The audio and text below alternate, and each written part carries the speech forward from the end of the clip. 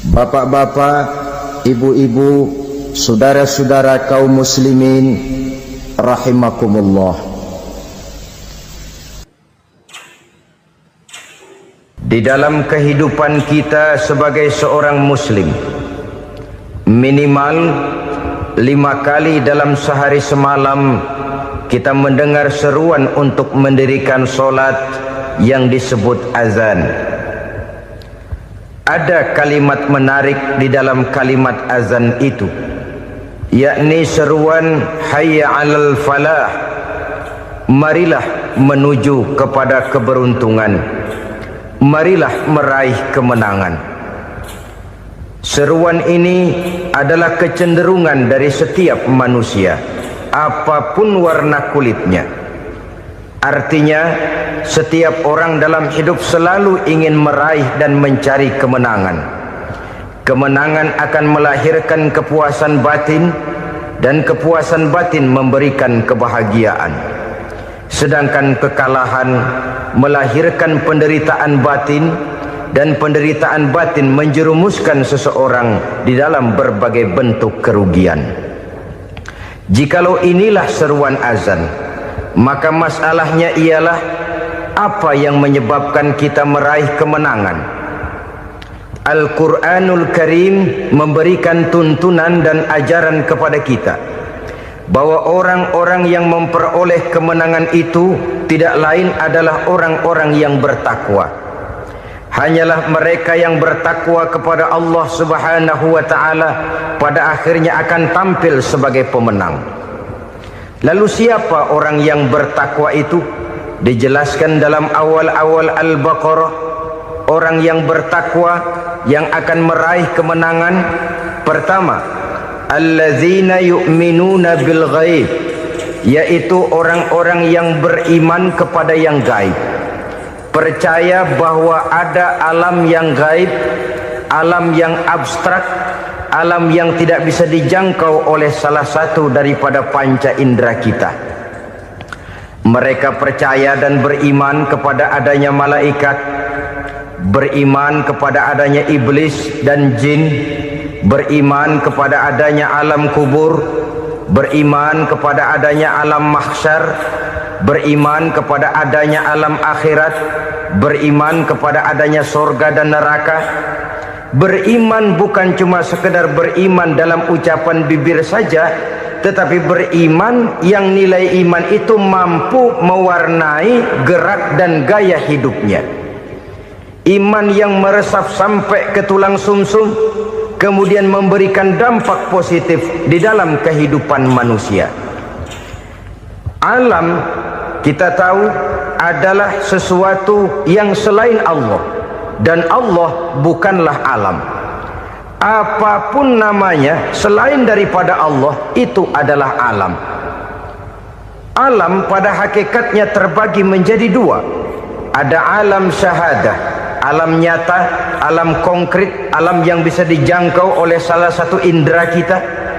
Kemudian ada alam ghaib, alam yang tidak bisa dijangkau oleh panca indera kita, alam metafisika, alam abstrak, alam yang wajib kita imani keberadaannya.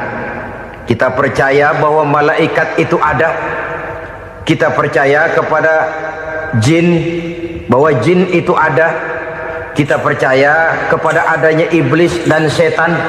Bukan percaya kepada iblis dan setannya, percaya bahwa iblis dan setan itu ada. Itu termasuk salah satu daripada sifat orang yang bertakwa kepada Allah. Saudara-saudara kaum muslimin rahimakumullah, kecenderungan pembangunan yang lebih bersifat materialistis biasanya menggeser aspek kehidupan rohani. Orang berpikir empiri, dan dalam pola pikir yang demikian maka alam gaib tidak lagi mendapat perhatian. Aspek kehidupan yang bersifat rohaniah malah mulai ditinggalkan. Akibatnya terjadilah kepincangan di dalam kehidupan kita. Pernah ada satu pengalaman pribadi dalam perjalanan kembali ke tanah air.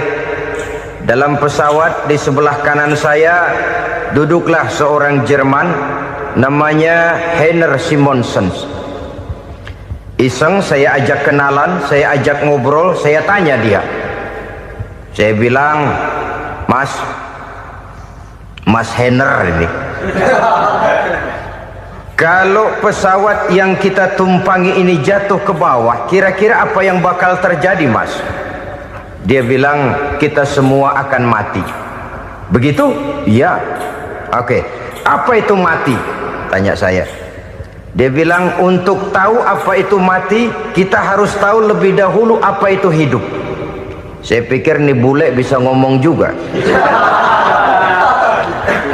Baiklah, kata saya. Apa hidup menurut Anda itu? Oh, hidup itu dia bilang, kalau seluruh anggota badan kita bekerja secara normal, paru-paru memompa darah secara normal, jantung berdetak secara normal, sel-sel tubuh bekerja secara fit, dan organisme tubuh hanya mau bekerja secara normal, dia bilang, kalau kita memberi makan yang cukup, menu yang teratur, dan gizi yang lengkap. Saya bilang, kesimpulannya apa, Ner? Dia jawab, hidup adalah dari tangan ke mulut. Life is from the hand to the mouth, kata dia. Hidup adalah dari tangan ke mulut. Jadi masalah hidup tidak lebih daripada masalah isi perut. Orang pergi pagi, pulang sore, peras keringat, banting tulang, perut yang dibelain. Saya bilang, you are wrong. Sampean salah, Ner. Kamu orang Islam bukan? Bukan. Pantas. Kenapa saya salah? Dia bilang, ya jelas salah. Salahnya di mana? Kamu ini manusia. Kalau hidup cuma dari tangan ke mulut, saya bilang, kambing di kampung saya juga begitu pikirannya, Ner. Itu kambing di kampung saya, asal perutnya kenyang, sudah hidup dia. Perkara besok bagaimana, lusa prospeknya macam mana, bulan depan ada apa, kambing nggak pernah mikir. Di kampung saya kambing juga pikirannya begitu. Kamu Kristen ya? Tadinya. Loh kok tadinya, lalu apa sekarang kamu ini? Dia bilang, sekarang saya netral. Saya tidak beragama, tapi saya percaya kepada Tuhan sebagai pencipta alam. Saya ingat benar dia bilang, I haven't any religious, but I believe to God as the creator of the world. Kenapa bisa netral begitu, Ner? Habis saya bingung, katanya. Islam bilang Islam baik, Kristen bilang Kristen baik, Hindu Buddha bilang Hindu Buddha baik, semua agama baik. Saya netral sekalian, nggak beragama. Yang penting saya percaya kepada Tuhan. Saya bilang, Ner, kamu ini kayak orang mau beli celana, lalu bingung. Yang satu bilang Levi's bagus, yang satu bilang Blue Jean hebat, yang satu bilang Wool England hebat. Celana ini hebat, celana itu bagus, celana ini hebat, semua celana bagus, kamu bingung. Akhirnya netral, tidak pakai celana.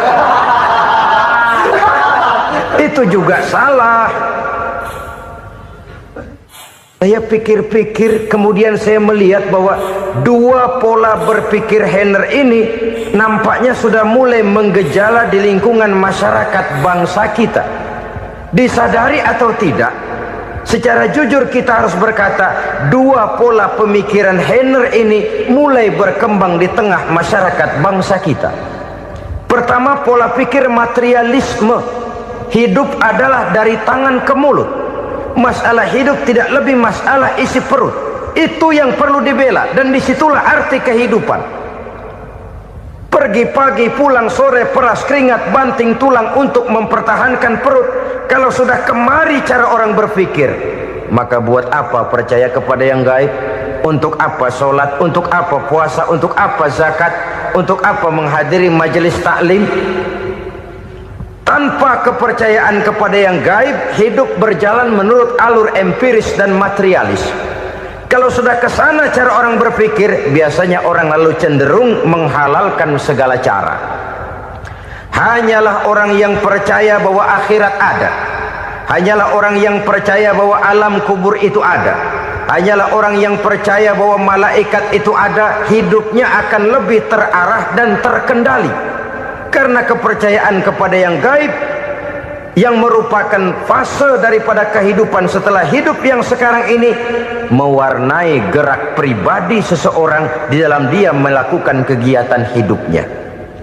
Pola berpikir materialisme, disadari atau tidak, mulai menggejala di lingkungan masyarakat bangsa kita.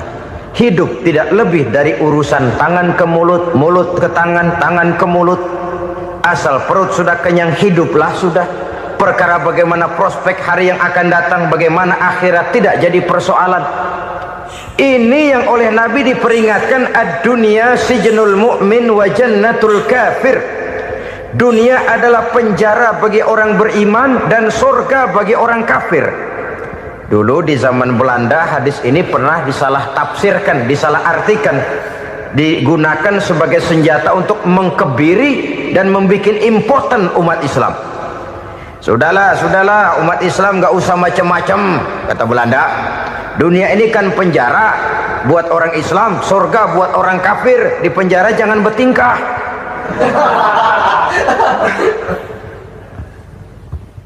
Pengertiannya tidak begitu. Dunia adalah penjara bagi orang mukmin. Artinya dalam kehidupan dunia seorang mukmin tidak bebas memperturutkan hawa nafsunya. Dipenjara hawa nafsunya. Sebaliknya surga bagi orang-orang kafir. Buat orang kafir surgalah dunia ini. Mereka bebas memperturutkan hawa nafsunya, dilarang tidak terlarang, dicegah pun tidak tercegah. Mereka hidup menurut alur bisikan nafsu mereka sendiri. Kemudian bila ajal datang, maut merenggut nyawa, selesailah surganya sampai di situ. Maka bagi orang-orang yang tidak percaya kepada adanya akhirat, kepada adanya alam gaib, surganya sebatas umurnya. Sekali lagi, surganya sebatas umurnya. Bila umur selesai, ajal pun datang merenggut nyawa, selesailah sudah surganya sampai di situ.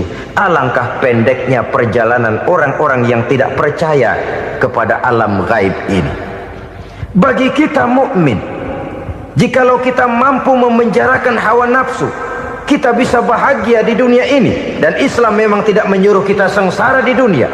Raih dunia, kejar dunia, gapai dunia sebagai alat untuk mencapai kebahagiaan di akhirat nanti.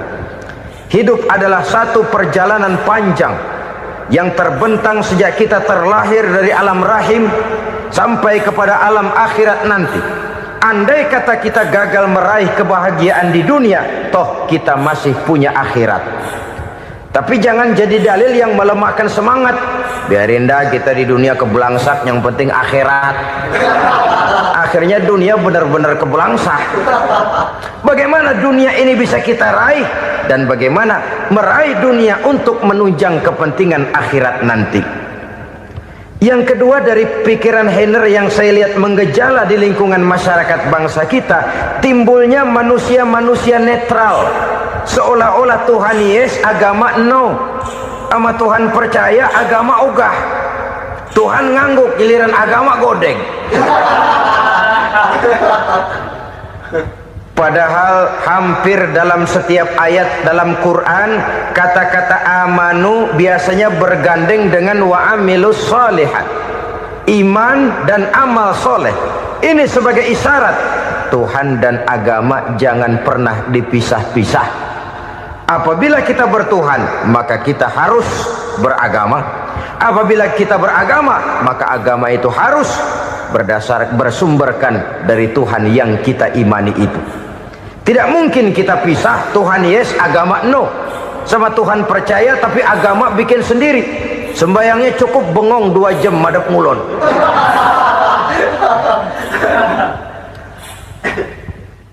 Saudara-saudara kaum muslimin rahimakumullah. Jadi dengan demikian, agama yang kita akui merupakan unsur mutlak di dalam pembangunan sekarang ini, merupakan bagian dari kehidupan yang menuntun kita bahwa di balik alam nyata ini, di balik alam syahadah ini ada alam gaib. Dan mudabbir, murabbi yang mengatur, yang menguasai, yang memelihara, baik dia alam nyata, baik dia alam gaib, tidak lain adalah Allah Subhanahu wa ta'ala. Di sana ada satu super power, satu maha kekuatan yang kita perlu bersandar kepadanya. Sebagai makhluk nyata yang hidup di alam nyata, berbuatlah secara nyata sebagaimana harusnya kita berbuat. Karena Islam jelas bukan agamanya orang pemalas. Islam jelas bukan agamanya orang yang mengajarkan setelah selesai sholat boleh duduk, nggelenggem ayam-ayam, ndelohom, menghitung bintang di langit sambil menunggu keajaiban. Tidak. Islam adalah agama yang mengajarkan apabila sholat sudah selesai kamu kerjakan, bertebaranlah di permukaan bumi, cari karunia Tuhanmu. Jangan hidup berpangku tangan menunggu keajaiban, karena hidup bukan undian. Jangan berharap untung besar tanpa mau peras keringat.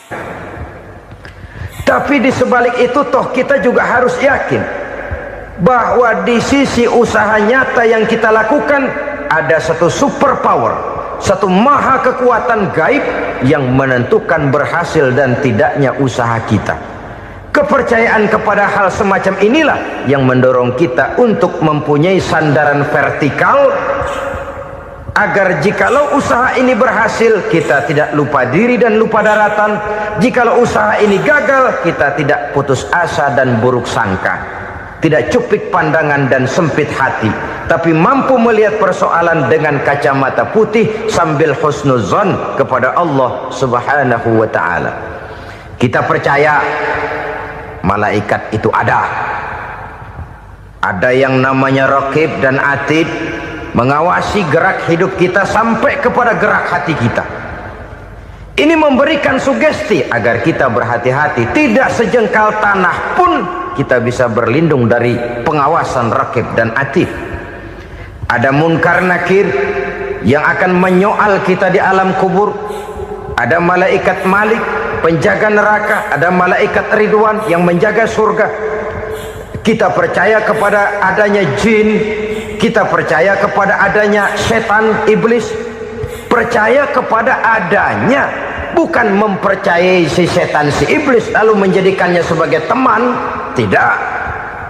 Percaya bahwa mereka itu ada dan merupakan makhluk Allah yang gaib yang diciptakan Allah Azza wa Jalla. Kepercayaan kepada alam gaib memberikan motivasi terhadap gerak lahir manusia, sehingga dengan motivasi kepercayaan kepada yang gaib, gerak lahir jadi lebih terarah, jadi lebih terpelihara. Pernah seseorang bertanya, "Pak, apakah adanya akhirat bisa dibuktikan secara ilmiah?" Saya bilang tidak bisa, tidak bisa. Kenapa? Karena yang berangkat nggak pernah pulang kembali lagi. Kalau dia pulang kemari bisa kita tanya bagaimana enak di sono. Cuma secara moral saya katakan, lebih beruntung orang yang percaya kepada akhirat daripada yang tidak.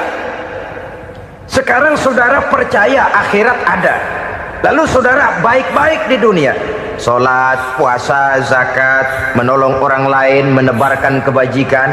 Saudara mati, andai kata akhirat tidak ada, toh dalam hidup saudara sudah berbuat baik, paling tidak nama saudara akan dikenang sebagai orang baik.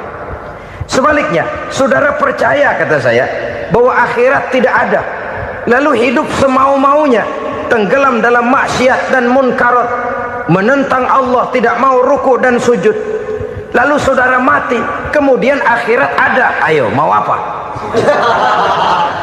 Bekal tidak punya. Jadi secara moral lebih beruntung orang yang percaya kepada adanya akhirat daripada yang tidak percaya. Dan itu alam gaib yang tidak bisa dibuktikan secara eksakt. Jangankan untuk membuktikan seperti itu, dalam kehidupan sehari-hari saja yang kita rasakan tidak selalu berbentuk toh. Angin, bagaimana sih bentuknya angin? Kita tidak tahu. Merah, buktinya kalau dikerok merah. Yang merah itu kulit, yang kulit kita bukan anginnya. Sakit, rasa sakit itu ada, tapi bagaimana bentuk sakit kita nggak pernah tahu. Kalau kita makan cabai pedas, bagaimana bentuk pedas itu tidak ada, tapi rasa ada. Bentuk pedas hijau, cabenya bukan pedasnya. Tidak semua yang kita rasakan bisa kita gambarkan dalam bentuk yang konkret. Oleh karena itu, sekali lagi bahwa kepercayaan kepada alam yang gaib mampu memberikan satu sugesti yang menata kehidupan seseorang lebih lurus, lebih terarah, dan lebih terkendali. Maka wajar kalau kepercayaan kepada yang gaib mengantarkan seseorang untuk meraih kemenangan. Kenapa? Dia percaya kepada yang gaib, bahwa akhirat ada, bahwa alam kubur ada, bahwa pertanggungan jawab itu ada. Maka dia lalu tidak hidup saenae udele dewe, itu loh. Tidak hidup menurut seleranya sendiri, terarah, teratur. Ini cirinya yang pertama. Orang bertakwa yang akan meraih kemenangan, mereka beriman, mereka percaya kepada yang gaib. Bahkan hal-hal konkret saja selalu berangkat dari yang gaib. Saudara-saudara, para remaja, para pemuda sekarang ini tidak pernah tahu toh siapa yang akan jadi teman hidup saudara. Kita bisa saja ngerancang, mentargetkan, tapi toh akhirnya yang namanya jodoh bukan kekuasaan kita. Rezeki di luar kemampuan kita. Begitu juga ajal. Maut, jodoh, ajal adalah contoh-contoh konkret bahwa pada akhirnya yang gaiblah yang menentukan. Bertahun-tahun ngelancong, emang jodoh seret, nggak jadi.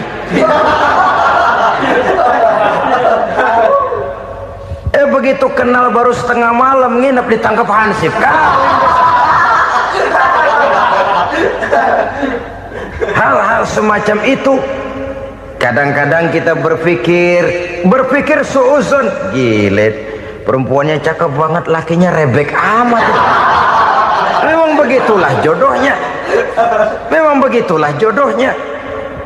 Saudara hadirin ma'asyiral muslimin yang saya hormati, jadi hal-hal yang konkret saja kita yakini sepenuhnya ditentukan oleh satu superpower yang gaib itu tadi. Dari sanalah segala ketentuan itu berangkat dan kesanalah segalanya akan kembali.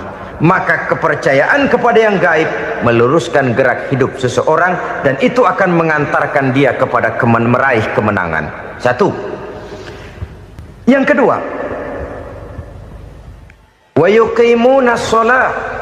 Orang bertakwa yang akan meraih kemenangan itu adalah orang-orang yang mendirikan sholat. Kenapa sholat mengantarkan orang untuk meraih kemenangan? Yang jelas, inna sholata tanha anil fahsya'i wal munkar.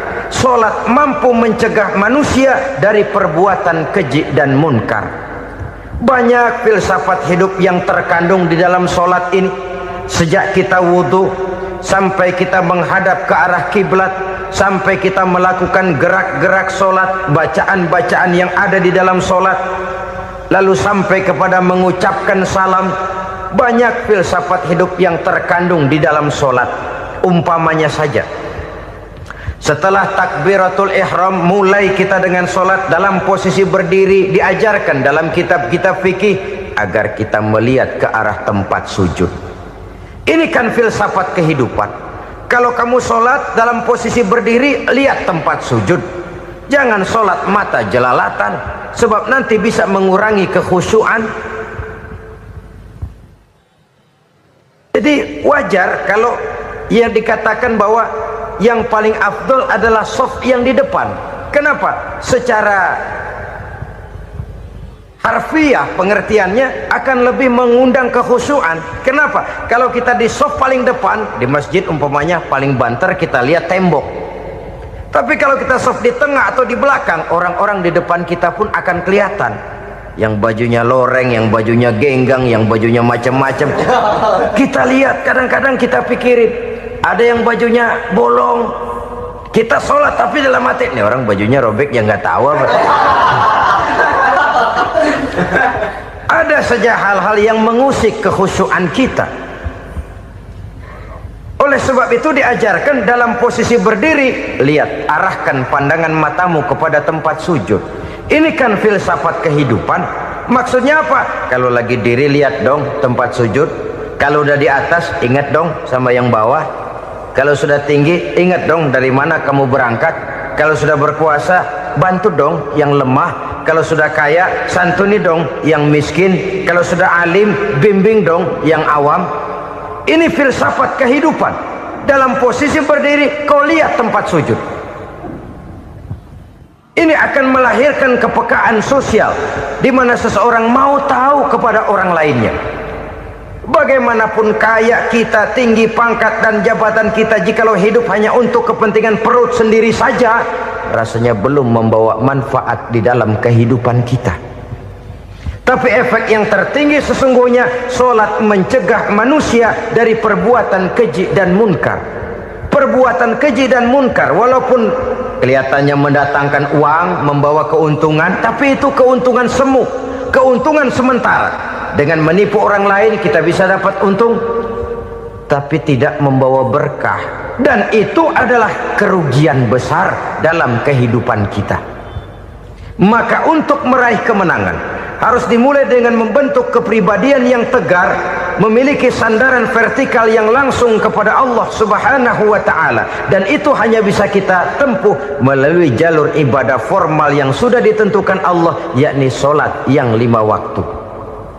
Untuk memperkuat itu ada solat-solat sunnah, rawatib, nawafil sebagai terminal kontrol cadangan untuk memelihara stabilitas temperatur batin di dalam kita berhubungan dengan zat yang maha gaib, yaitu Allah Subhanahu wa ta'ala.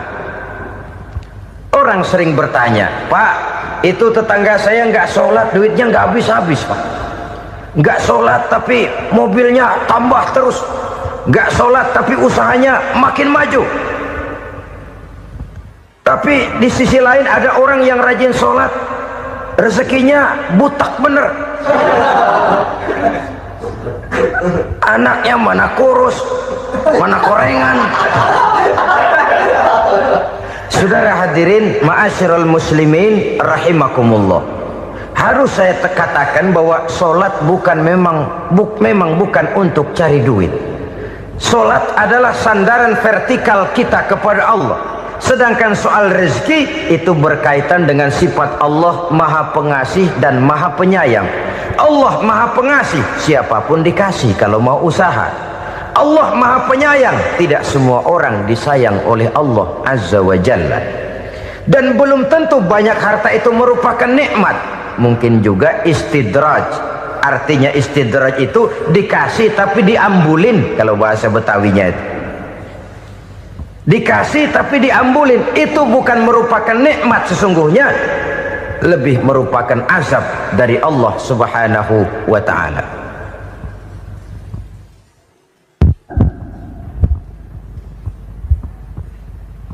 Agama mempunyai sistem solat. Dan kita umat Islam telah dituntun oleh Allah Subhanahu wa ta'ala yang wajibnya 5 kali dalam sehari semalam mendirikan solat. Dan itu tentu berada dalam jangkauan kemampuan manusia. Pada awalnya barangkali kita memang merasa solat itu satu kewajiban. Tapi semakin kita hayati makna, manfaat dan filsafat yang terkandung di dalam ajaran solat, semakin sampai kita kepada keyakinan bahwa solat adalah keperluan kita. Sehingga pada waktu tertentu dinilai puncaknya, kita tidak lagi akan berkata saya wajib solat, tapi kita akan berkata saya perlu solat. Kalau kita sudah merasakan itu adalah keperluan kita, nah di sanalah kita baru akan merasakan ruginya kalau hal itu tidak kita laksanakan. Sepanjang kita masih berkata saya wajib sholat, kita akan lebih merasakan dia sebagai beban ketimbang sebagai keperluan. Yang jelas Allah tidak memerlukan ibadah yang kita laksanakan ini. Dengan kata lain, andai kata satu dunia penuh ini orang tidak ada yang sholat satu pun, Allah tidak akan turun dari jabatan Tuhan. Jangan lalu berpikir kalau kita ngambek se-RW kagak sembahyang Tuhan tekor kali ini ya. Tentu tidak. Itu perlunya kita, bukan perlunya Allah. Dan pada induknya kita akan berkata, saya perlu agama. Kalau secara induk kita sudah memerlukan agama, maka konsep-konsep yang ada di dalam ajaran agama itu pun adalah juga merupakan keperluan kita. Baik dia bernama sholat, baik dia bernama puasa, baik dia bernama zakat, baik dia bernama haji, seluruhnya adalah keperluan kita. Dan sesuatu yang kita perlukan apabila tidak kita laksanakan akan melahirkan kerugian di dalam kehidupan. Jangan heran kalau kita membaca riwayat perjalanan hidup para salafus soleh, orang-orang soleh. Ada yang tahajud sampai 100 rakaat, ada yang sholat malam kakinya sampai bengkak. Kita sekalinya bengkak biri-biri. Ada yang sholat membaca surah dalam Al-Quran sampai khotam Quran. Kok mau? Mereka sudah merasakan itu keperluan. Itu saja soalnya. Satu saat pun jikalau kita merasa bahwa itu keperluan saya, kita pun akan melaksanakan seperti itu. Keperluan saya dalam kehidupan. Inilah yang kedua. Yang ketiga, orang bertakwa yang akan meraih kemenangan itu, wa mimma razaqnahum yunfikun. Mereka membelanjakan sebagian daripada rezeki yang diberikan Allah kepada mereka. Mereka infakkan di jalan Allah. Ada satu dialog menarik. Satu hari seorang anak muda bertemu dengan seorang kakek-kakek yang sudah dikenalnya baik. Bertanyalah anak muda ini, "Kek, umur kakek berapa tahun?" 15 tahun, kata si kakek. "Anak kakek berapa orang?" 1. "Harta kakek berapa banyak?" 15 juta. Si anak muda ini bengong, lalu protes, "Kok kakek bohongin saya?" "Kenapa?" "Saya tahu umur kakek 70 tahun. Kenapa ngaku 15? Saya tahu anak kakek 5. Kenapa bilang 1? Saya tahu kakek miliuner, miliaran uang kakek. Kenapa ngaku cuma 15 juta? Begini, kata si kakek tadi. Benar, umur saya 70 tahun. Tapi dari umur yang 70 tahun itu baru 15 tahun terakhir ini saya merasakan ibadah kepada Allah. Meninggalkan maksiat, jauh dari segala macam munkarat. Maka yang 15 tahun inilah yang benar-benar saya rasakan sebagai umur saya. Benar anak saya 5, tapi yang 4 susah diatur. Cuman 1 rasanya nih yang bakal jadi si buah hati belahan jantung, pelanjut cerita penerus sejarah. Cuma 1 ini yang saya harapkan, yang akan jadi anak soleh, yang akan membuat saya menerima pensiunan pahala. Kalau yang 4 apek dah, nggak ada harapan. Yang 1 nyekek botol melulu. Oh begitu, iya. Lalu kenapa kakek bilang harta kakek cuma 15 juta padahal saya tahu kakek uangnya miliaran, depositonya banyak? Ya karena 15 juta itulah yang saya ingat yang pernah saya belanjakan di jalan Allah. Saya merasa itulah harta saya yang sebenarnya. Yang miliaran yang saya simpan di bank kelak, kalau satu saat saya mati, akan jadi rebutan di antara anak-anak saya. Iya kalau anak saya soleh kayak yang 1 ini. Kalau yang 4 tadi udah tulen dia bakal berantem dah berebut tuh. Jadi 15 juta yang saya belanjakan di jalan Allah inilah yang saya merasakan benar-benar harta saya yang sesungguhnya. Dialog ini patut menjadi bahan renungan kita bersama. Diberikan kita umur 40, 50, 60, 70, 80. Berapa tahun dari umur yang diberikan itu yang jalan mulus, yang kita gunakan untuk melaksanakan ibadah? Banyak harta kita simpan di bank, di lemari, di dompet, di tas. Tapi berapa yang sudah kita depositokan di jalan Allah yang akan menemani kita di hari kita kembali nanti? Maka orang bertakwa yang akan meraih kemenangan, wa mimma razaqnahum yunfikun. Mereka membelanjakan sebagian dari rezeki yang diberikan Allah di jalan Allah subhanahu wa ta'ala.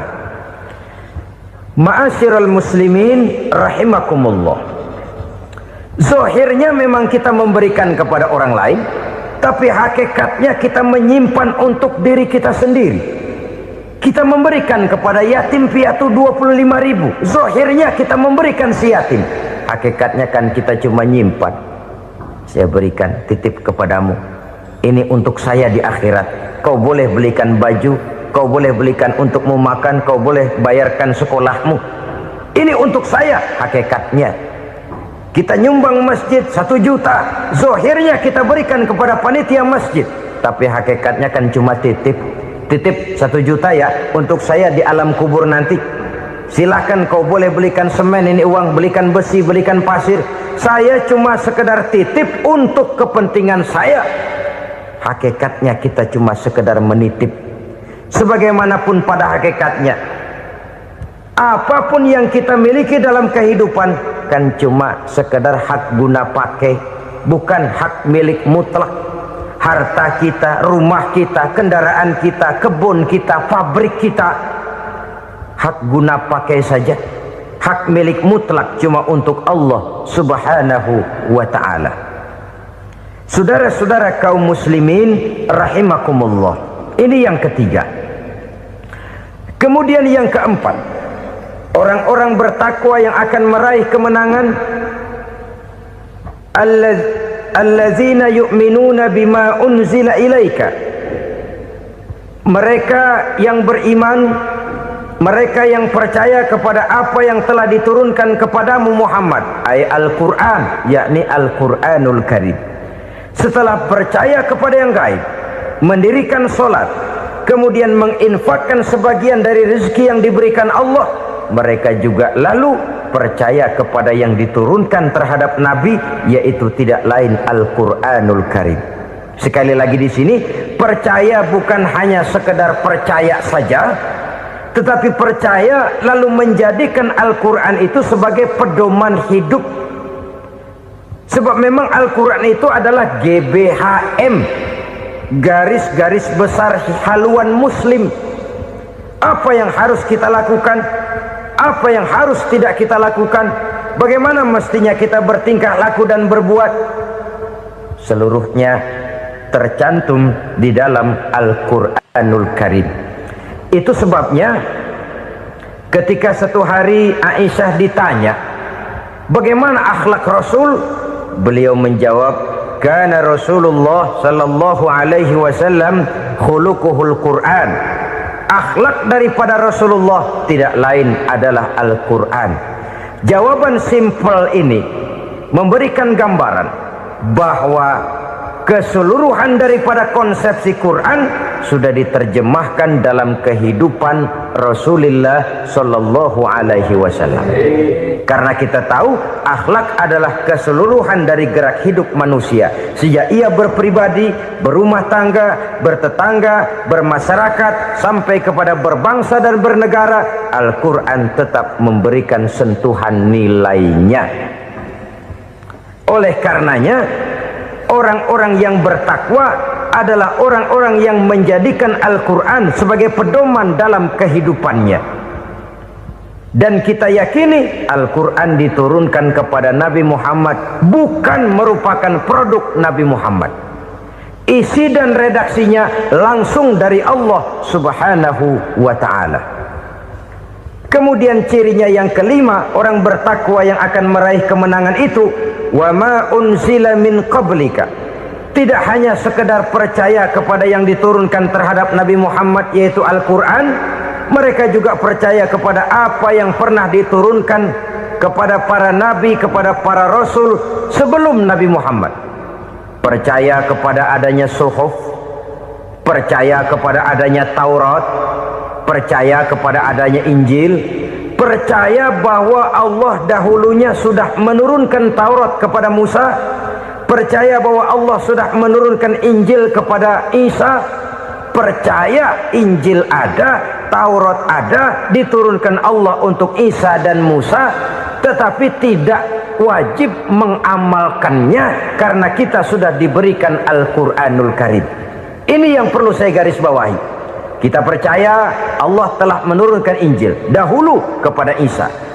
Kita percaya bahwa Allah telah menurunkan Taurat dahulunya kepada Nabi Musa. Kadang-kadang ini dijadikan dalih, dikacaukan pengertiannya. Quran saja mengajarkan bahwa orang yang bertakwa harus percaya kepada Injil, maka pakailah Injil. Apalagi kalau ayat sebelumnya ditilap, dihapus, dihilangkan, Injilnya yang ditekankan, maka akan terjadilah penekanan yang salah arah. Karena salah arah akhirnya bisa merusak dan menghancurkan akidah. Ketika Rasul suatu saat pernah ditanya orang, "Ya Rasul, bagaimana sikap kita sebagai muslim terhadap Injil yang ada sekarang?" Beliau menjawab, "La tukadzibuhu jami'an wa la tusaddiquhu jami'an." Jangan didustakan seluruhnya, jangan juga dibenarkan semuanya. Artinya, ini sudah merupakan gambaran dari Rasul bahwa dalam Injil yang ada sekarang masih ada ajaran-ajaran tauhid yang dibawa oleh Nabi Isa dan diajarkan kepada umatnya. Tapi juga dalam Injil yang sekarang ini sudah terkena intervensi dan investasi manusiawi. Karena itu Rasul menyimpulkan, la tukadzibuhu jami'an wa la tusaddiquhu jami'an. Jangan didustakan semua, jangan dibenarkan seluruhnya. Kita memang percaya Allah telah menurunkan Injil kepada Nabi Isa dulu, tapi kita tidak wajib mengamalkan Injil. Kita percaya Allah telah menurunkan Taurat kepada Nabi Musa, tapi kita tidak wajib mengamalkan kitab ajaran Taurat. Yang wajib kita percayai dan kita amalkan hanyalah Al-Quranul Karim. Kenapa? Oleh karena baik yang ada di dalam Taurat, baik yang ada di dalam Injil, tentu tercakup di dalam Al-Quran sebagai kitab terakhir yang diturunkan oleh Allah Subhanahu wa Ta'ala. Dan itu wajar. Kalau seorang pejabat mau mengeluarkan satu keputusan baru, tentu dia harus meninjau keputusan-keputusan lama. Andai kata dianggap tidak berlaku, dianggap tidak relevan lagi, maka keputusan-keputusan lama itu tentu sudah dianggap tidak berlaku. Sebagian daripada aturan-aturan dalam keputusan lama yang masih dianggap relevan tercantum dalam keputusan baru yang wajib diamalkan. Begitulah hubungannya antara Al-Quran, Taurat, Zabur, dan Injil. 4 kitab samawi yang diturunkan Allah masing-masing kepada Zabur untuk Nabi Daud, Taurat untuk Nabi Musa, dan Injil untuk Nabi Isa alaihi wassalatu wassalam. Ketiga-tiga kitab itu kita percayai adanya. Kita yakini Allah telah menurunkan Zabur, Taurat, dan Injil. Tapi kita tidak wajib mengamalkannya. Yang wajib kita mengamalkannya sekarang ini tidak lain hanyalah Al-Quranul Karim saja. Karena ia mencakup apa yang ada di dalam Zabur, apa yang ada di dalam Taurat, dan apa yang ada di dalam Injil. Keotentikannya bisa dipertanggungjawabkan. Ya, tapi kan Nabi Muhammad sudah mati 14 abad yang lalu, dan di zaman beliau Al-Quran kan belum dikodifikasikan, belum ditulis. Bagaimana keotentikannya bisa dipertanggungjawabkan? Mudah saja. Allah berjanji, inna nahnu nazzalna dzikra wa inna lahu lahafizun. Kami yang menurunkan Al-Quran dan kami yang akan menjaga dan memeliharanya. Allah turunkan Quran, Allah menjaganya. Bagaimana cara Allah menjaga Al-Quran itu? Banyaknya orang-orang yang hafaz Al-Quran. Hafaz Al-Quran 30 juz, 114 surah, 6666 ayat. Sehingga jangankan satu kata, jangankan satu ayat, satu kalimat saja berubah sudah akan timbul reaksi dan mudah dimengerti. Kenapa? Banyak orang-orang yang hafaz Al-Quran. Sedangkan pada setiap akhir tahun biasanya malaikat Jibril selalu mengadakan checking terhadap ayat-ayat yang diturunkan pada waktu itu.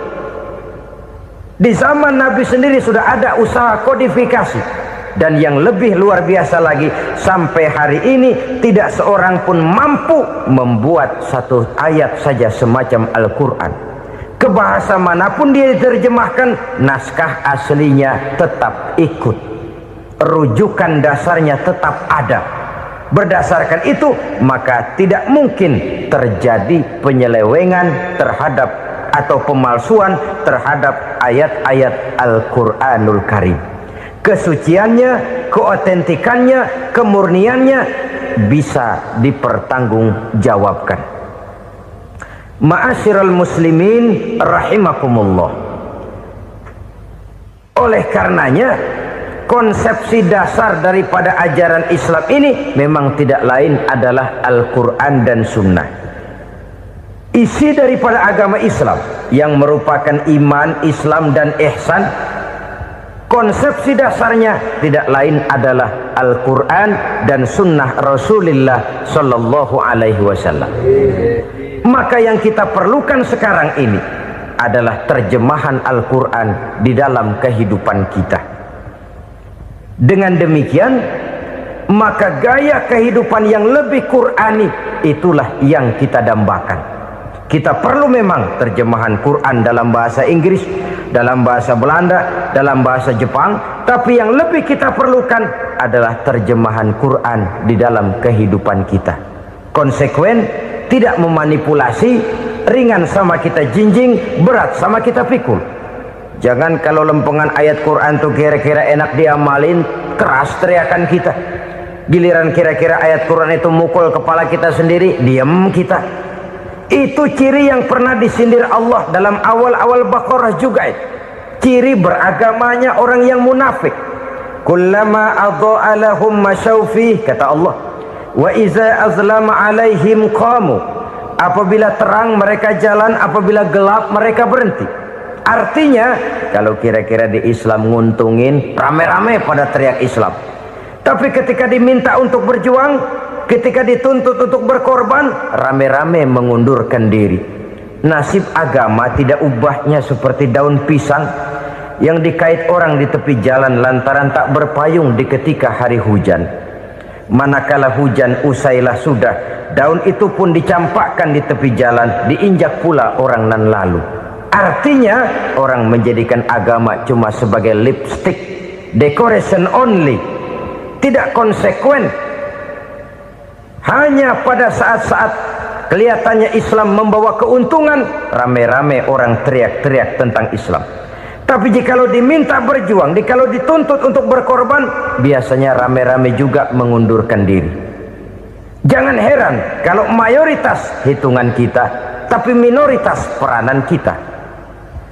Kuantitas kita dalam jumlah, tapi dalam kualitas kita lebih sering jadi penonton daripada jadi pemain. Padahal itu sangat tidak boleh terjadi. Umat Islam di Indonesia harus bangkit. Umat Islam di Indonesia harus sadar akan keberadaannya. Tidak boleh hanya jadi penonton berpangku tangan. Karena memang agama kita juga mengajarkan untuk konsekuen di dalam menjabarkan ajaran-ajaran daripada agama kita. Kita sering jatuh menjadi umat yang lemah oleh karena kita ini tidak pandai menggalang kebersamaan yang diakibatkan tidak konsekuennya kita. Diistilahkan bahwa umat Islam di dalam menggalang kebersamaannya itu harus seperti orang main sepak bola. Saudara-saudara kan tahu orang main sepak bola itu. Orang main sepak bola, kalau pertandingan belum dimulai sih silakan saja kumpul di luar lapangan, atur strategi yang baik. Tapi kalau pertandingan sudah dimulai, turun ke lapangan hijau, jangan kumpul terus. Ada sepak bola gotong royong, mundur-mundur rame-rame, depan ke depan kumpul melulu mainnya.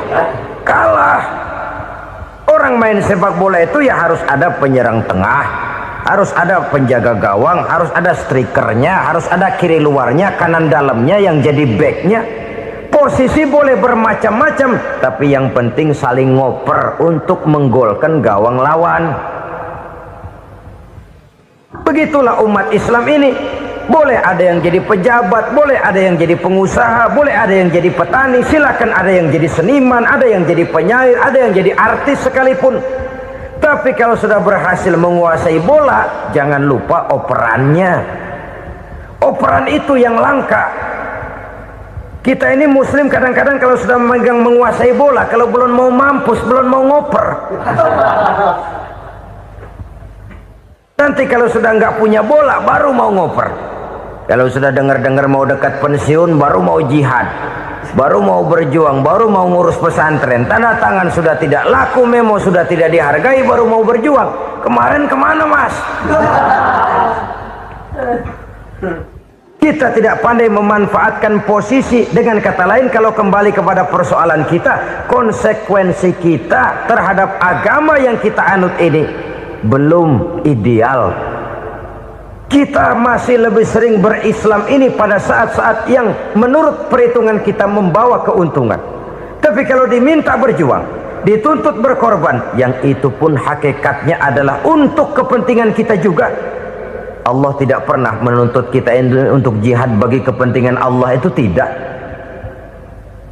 Berjuang menegakkan agama Allah, apakah untuk kepentingan Allah? Tidak. Untuk kepentingan kita. Sebab nilai-nilai jihad itu pada akhirnya akan membawa kita kepada suatu kebahagiaan. Setidaknya kalau tidak di dunia, tentu di akhirat sebagai syahid. Oleh karena itu, pada bagian akhir ini saya ingin mengajak, marilah kita konsekuen. Sekali kita berkitabkan Al-Quranul Karim, mari dia kita jadikan pedoman. Jangan cuma kita jadikan sebagai penghias dinding, pelengkap rumah, bahwa di rumah kita ada Al-Quran, tapi yang baca kecoa.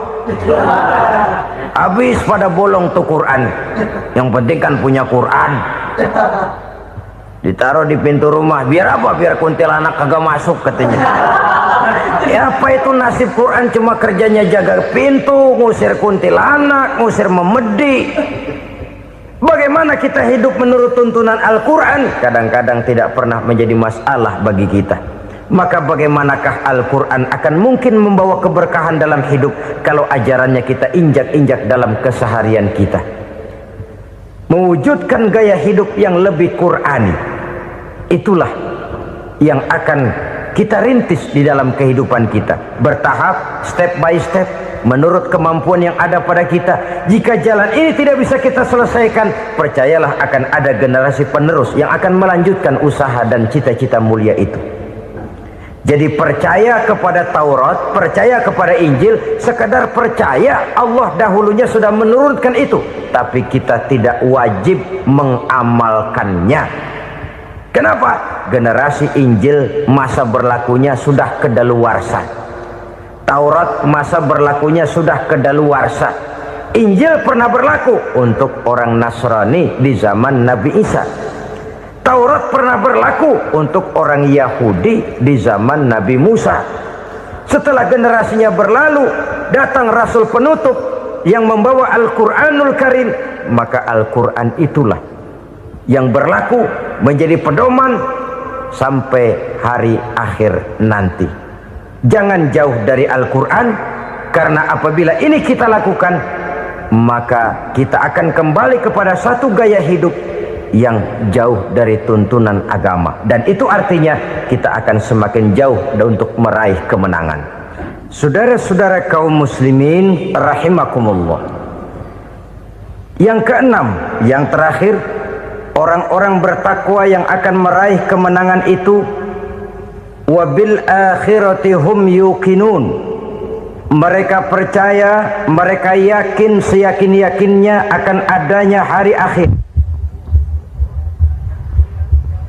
di mana seseorang akan mempertanggungjawabkan seluruh perbuatannya di dalam hidup ini, dan tidak ada satu perbuatan yang bagaimana kecilnya sekalipun yang tersembunyi dalam pandangan manusia yang tidak akan dibukakan persoalannya di mahkamah Qadi Rabbul Jalil di akhirat nanti.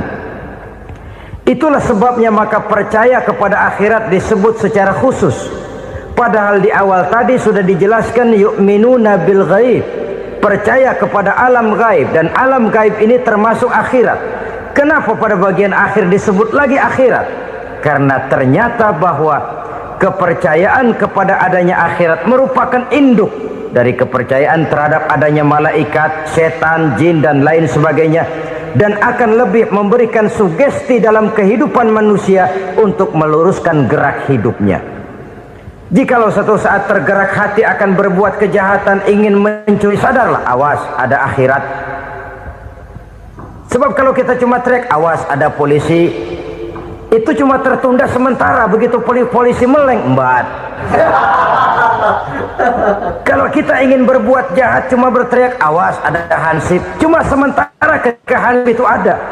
Tapi kalau ceritanya awas ada akhirat, mau menyeleweng awas ada akhirat, mau berjudi awas ada akhirat, mau mencuri awas ada akhirat.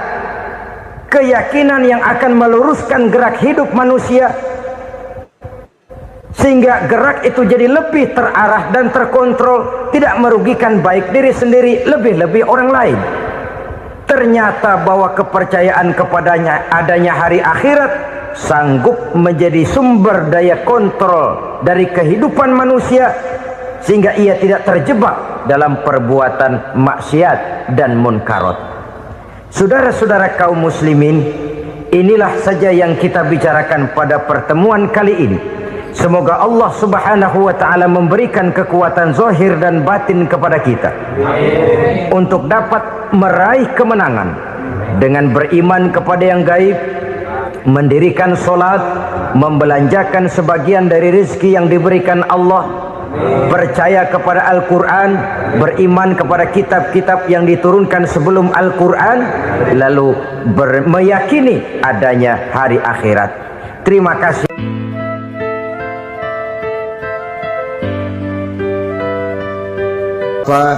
Ibu-ibu, saudara-saudara kaum muslimin rahimakumullah, kita menyaksikan peristiwa-peristiwa yang memilukan dan memalukan. PHK terjadi di mana-mana, pengangguran meningkat, harga-harga membumbung tinggi, daya beli rakyat semakin lemah. Sementara di bidang politik, kejadian-kejadian memberikan indikasi bahwa persatuan dan kesatuan kita sebagai bangsa dewasa ini tengah berada dalam ujian yang berat. Pada jumpa kita kali ini, tanpa bermaksud untuk mencari kambing hitam dari bencana yang kita hadapi, saya ingin menyampaikan sebuah hadis yang diriwayatkan oleh Imam At-Tabarani dari Ibnu Abbas, bahwa Rasulullah sallallahu alaihi wasallam bersabda, khamsun bi khamsin, ada 5 perkara yang dapat menimbulkan 5 macam bencana. Mari kita renungi hadis ini satu demi satu sebagai bahan introspeksi buat kita semua dalam menghadapi bencana yang tengah berlaku sekarang ini. Yang pertama, ma naqasa qaumul ahda illa sullita alaihim aduwwuhum.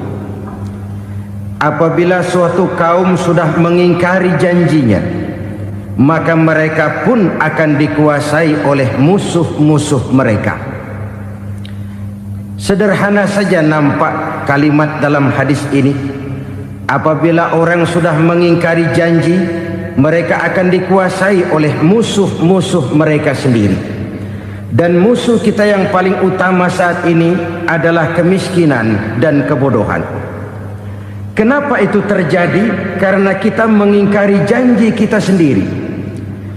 Di saat awal-awal berdirinya Orde Baru, kita pernah berjanji untuk melaksanakan Pancasila dan Undang-Undang Dasar 45 secara murni dan konsekuen. Kita berjanji bahwa kita akan menegakkan pemerintah yang bersih dan berwibawa. Itu semua pada permulaannya. Waktu demi waktu berjalan, kita lupa dengan janji yang kita ucapkan itu. Ketuhanan yang Maha Esa kita ucapkan, tapi kesetanan yang luar biasa yang kita lakukan. Kemanusiaan yang adil dan beradab yang kita dengungkan, tetapi kemanusiaan zalim dan biadab yang kita praktekkan. Sederhana saja saudara, hampir setiap pejabat pada posisi-posisi kunci, di awal-awal ia memangku jabatan itu, biasanya ia mengucapkan sumpah dengan lafaz demi Allah, bahwa dalam melaksanakan jabatan ini saya tidak akan menerima hadiah atau pemberian dalam bentuk apapun. Itu pada permulaannya. Lama-lama rupanya hadiah itu asik juga, mulai diterima. Lama-lama dirasa kurang, mulai menagih. Dan akhirnya terjadilah praktek yang disebut suap menyuap, semir menyemir, dan lain sebagainya. Kalau ini sudah menjadi kenyataan, bagaimana kita mau menegakkan pemerintah yang bersih dan berwibawa? Undang-Undang Dasar 45 menyatakan bahwa bumi, air, dan seluruh kekayaan negara dikelola oleh negara bagi sebesar-besar kemakmuran rakyat. Yang terjadi adalah bahwa kita merasa mewakili rakyat untuk menikmati harta dan kekayaan negara, sehingga rakyat banyak tidak bisa ikut menikmatinya. Menumpuklah harta itu sehingga terjadilah pepatah, gunung ditimbun, sumur digali. Yang kaya semakin kaya, yang miskin semakin terpuruk. Kita ingkar dengan janji yang kita ucapkan di awal-awal kita bergerak. Kita ingkar dengan janji pada saat kita mengatakannya dengan menyebut nama Allah, dengan mempertaruhkan nama Tuhan, sehingga pada akhirnya jabatan pun mengalami tender. Sudah menjadi rahasia umum, orang mau jadi lurah mesti mengeluarkan uang, mau jadi camat mesti mengeluarkan uang, mau jadi wali kota, bupati, bahkan gubernur, itu ada pasarannya. Secara logika, kalau orang memperoleh satu jabatan karena banyak mengeluarkan uang, tentu pada saat ia mengeluarkan uang, ia sudah punya pemikiran, modal pasti pulang, modal pasti kembali. Kalau orang memperoleh suatu jabatan karena banyak mengeluarkan uang, maka langkah pertama yang dia lakukan setelah memangku jabatan itu ialah bagaimana uang bisa kembali, bagaimana modal bisa pulang. Kalau modal sudah pulang, pikiran berikutnya bagaimana supaya dapat untung. Lalu kapan mau bekerja untuk kepentingan rakyat? Itu nomor 18.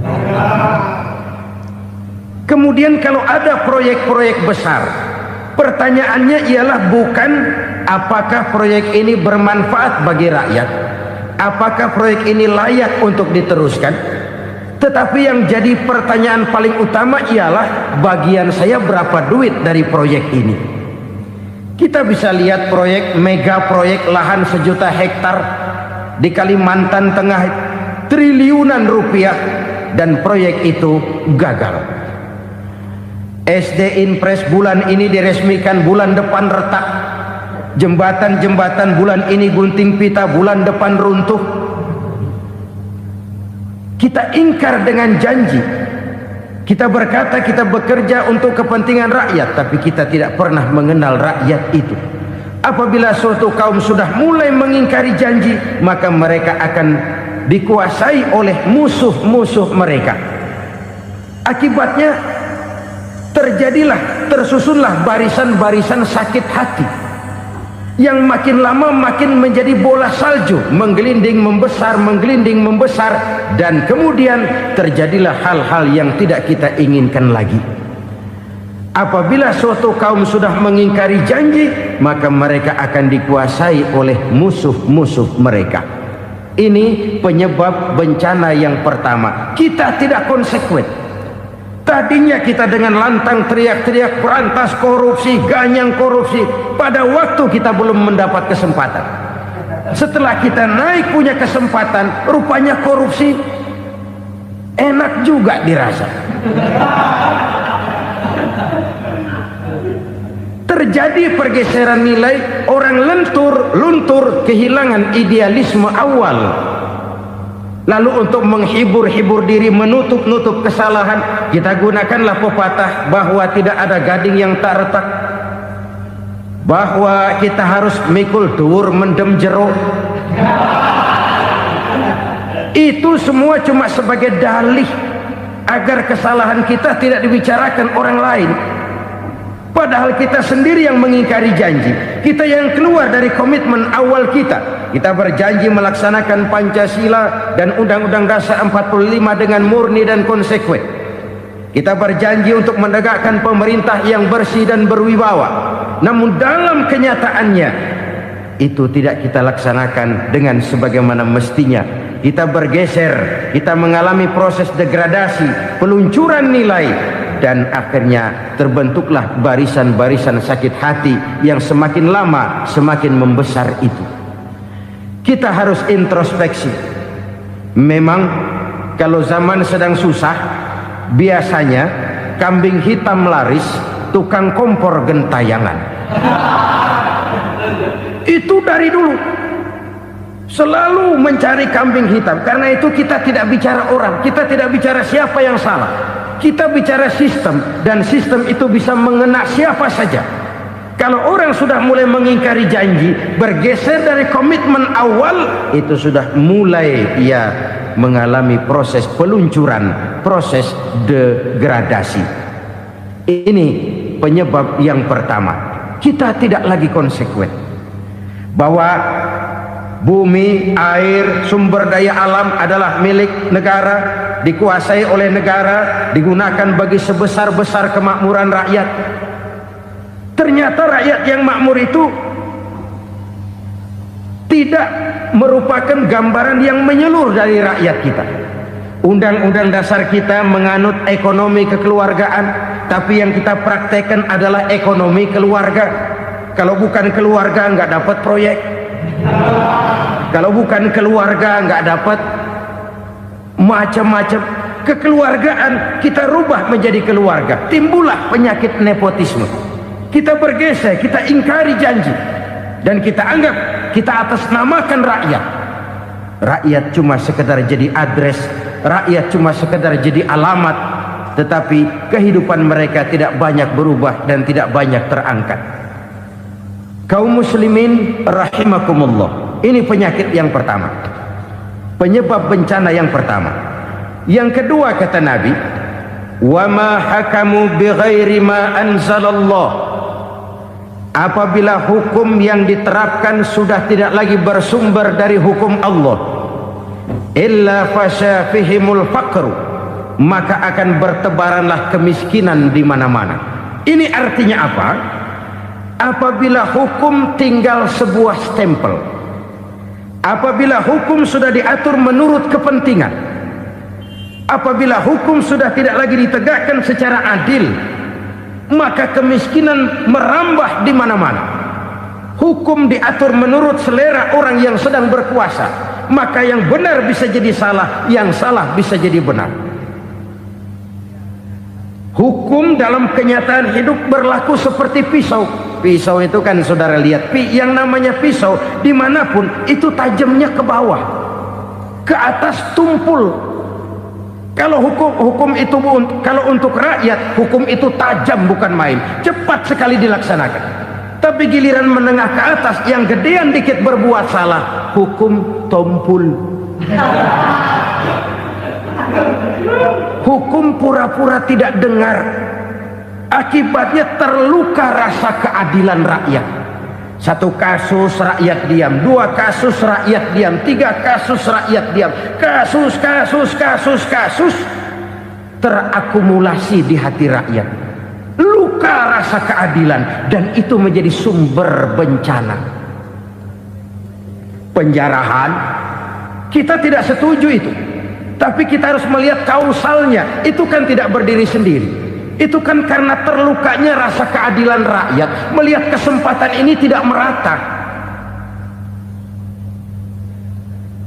Kalau rakyat ini yang ngajukan kredit ke bank, walaupun jumlahnya cuma jutaan, ratusan ribu, susahnya 17 setan. Tapi ada orang-orang tertentu yang agunannya palsu, jaminannya palsu, bawa kata belece, bukan cuma miliaran, triliunan kredit bisa keluar. Terluka rasa keadilan, hilangnya kesempatan. Rakyat cuma dapat kesempitan, jarang dapat kesempatan. Dari lukanya rasa keadilan ini. Memang ya entah lipstik, entah basa-basi, dibentuklah tim ini, dibentuklah badan pengawas ini, dibentuklah tim ini. Kalau membentur tahu, hancur tahu. Tapi kalau tim yang dibentuk membentur karang, bukan karangnya yang hancur biasanya, timnya yang bubar. Kenapa? Yang dibentur batu karang yang sangat keras. Kita main-main dengan hukum, kita tidak konsekuen dengan hukum. Luka rasa keadilan dan itu terakumulasi. Edi Tamsil, rakyat tahu, terakumulasi, menguap begitu saja. Kasus-kasus lain rakyat tahu, menguap begitu saja. Ketidakadilan terakumulasi, mengendap di hati rakyat, menunggu ledakan. Pada saat sumbu meledak, rakyat tidak bisa dibendung lagi. Oke, kita tidak setuju dengan penjarahan, tapi jangan melihat itu sebagai peristiwa yang berdiri sendiri. Kenapa itu terjadi? Kausalnya kenapa? Oke, kita tidak setuju memang, tapi yang dijarah oleh rakyat kan memang cuma untuk perut. Yang dijarahkan beras, yang dijarahkan televisi, yang dijarahkan kulkas yang masih bisa dihitung, yang memang real untuk kebutuhan rakyat. Penjara berdasi kepala botak yang menguras uang rakyat habis-habisan, enak saja melenggang dalam kehidupan ini. Makin terluka rasa keadilan rakyat. Apabila hukum yang diterapkan sudah menyimpang dari keadilan yang diajarkan Allah, fasyafihimul fakru, bertebaranlah kemiskinan. Aneh, memalukan, memilukan. Sebuah negara agraris yang katanya pulaunya hijau royo-royo, Gemari Palau Jenawi Toto Tentem Kertora Harjo, yang tahun 93 pernah mendapat penghargaan dari FAO, Badan Pangan Sedunia, sebagai negara yang berhasil dalam swasembada pangan. Sekarang ini kita terpaksa betul beli beras dari Vietnam, beli beras ke Kamboja, beli kedelai dari Kamboja. Kenapa? Lahan sawah kita habis ditanami pabrik. Teknologi kita, teknologi loncatan yang non-applied, tidak terpakai oleh kita. Lantas lahan yang tidak bisa kita tanami, kita paksakan lahan-lahan gambut menjadi tanah pertanian yang subur dengan biaya triliunan, dan kita gagal. Kita cari jarum dan kapak hilang. Kita mau jadi negara industri dengan loncatan teknologi yang maju, kita lupakan pola pijak kita sebagai negara agraris, dan akhirnya kita kecolongan. Lihatlah dewasa ini, rakyat kita antri sembako di mana-mana. Di sebuah negara agraris, ketidakadilan melahirkan kemiskinan. Kemiskinan moral dan kemiskinan material. Kemiskinan moral, rakyat nggak percaya lagi sama pejabat. Rakyat mengalami krisis figur. Orang, alah lu ngomong dah sama ember.